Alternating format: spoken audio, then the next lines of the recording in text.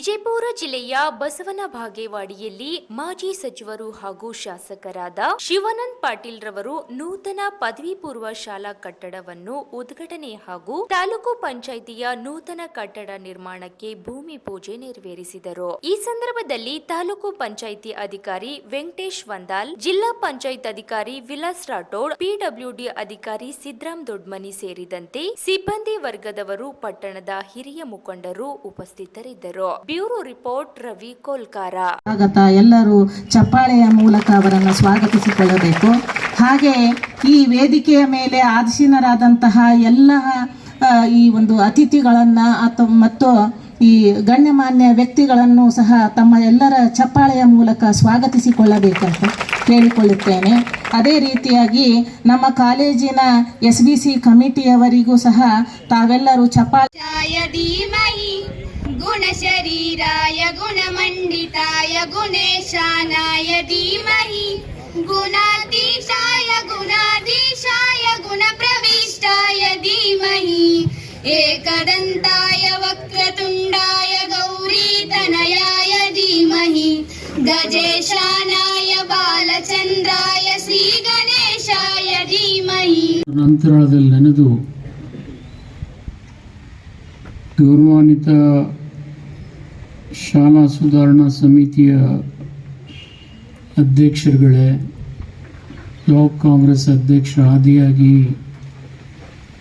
ವೇದಿಕೆ ಮೇಲೆ ಆಸೀನರಾಗಿರ್ತಕ್ಕಂಥ ಎಲ್ಲ ಗಣ್ಯಮಾನ್ಯರೇ, ಊರಿನ ಹಿರಿಯರೇ, ಗುರುಗಳೇ, ಗುರುಮಾತೆಯರೇ, ವಿದ್ಯಾರ್ಥಿನಿಯರೇ ಹಾಗೂ ಪತ್ರಕರ್ತ ಮಿತ್ರರೇ,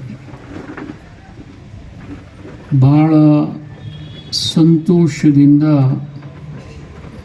ಇವತ್ತು ಅಕ್ಕನಾಗಮ್ಮ ಪದವಿ ಪೂರ್ವ ಕಾಲೇಜು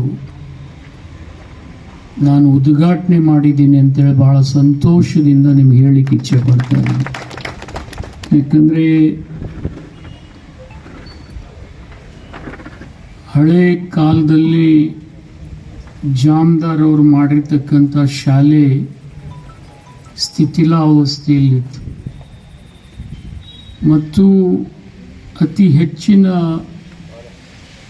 ಜನಸಾಂದ್ರತೆ ಇರತಕ್ಕಂಥ ಒಂದು ಸ್ಥಳದಲ್ಲಿ ಆ ಶಾಲೆ ಇರೋದರಿಂದ ಆ ಶಾಲೆ ತಮ್ಮ ಜೊತೆ ಸೇರಿ ಇಂಥ ಒಳ್ಳೆ ಕೆಲಸ ಇವತ್ತು ನನಗನ್ನಿಸ್ತದೆ.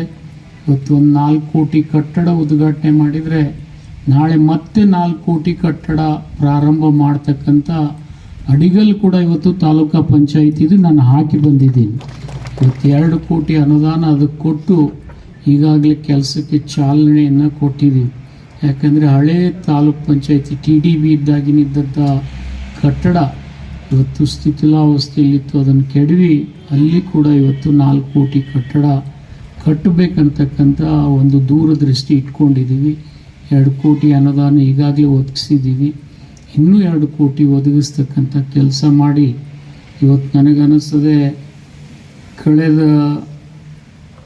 2013ರಿಂದ ಇವತ್ತು 26ರವರೆಗೆ 100 ಕಟ್ಟಡಗಳನ್ನು ನಾವು ಬಸವನ ಬಾಗೇವಾಡಿಗೆ ಸೇರಿಸಿದ್ದೀವಿ. ಅದು ಸರ್ಕಾರಿ ಕಟ್ಟಡಗಳು. ನೀವು ನೋಡಬೇಕು, ಇಡೀ ರಾಜ್ಯದಲ್ಲಿ ಮಾದರಿಯ ಕಟ್ಟಡಗಳು ಎಲ್ಲಾದ್ರಿದ್ರೆ ಅದು ಬಸವನ ಬಾಗೇವಾಡಿಯಲ್ಲಿದ್ದಾವೆ ಅಂತ ಹೇಳಬೇಕು.